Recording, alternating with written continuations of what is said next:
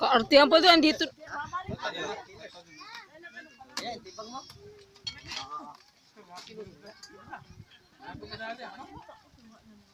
Oy, mga health nyo ha.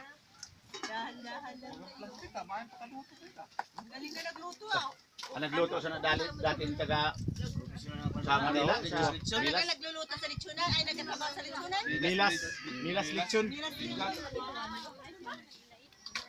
May tinidor siguro ka mo. Meron. Tinidoron nyo. Adi ho na sa na. Yan yung pagkaukawa kay naka-DJ pati. Diba? Hindi na makakaraon. Padala na sa ano?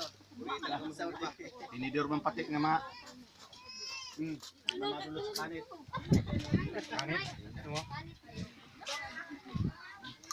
Ay, tumba na. Wala na ko sa palatag sa family ba?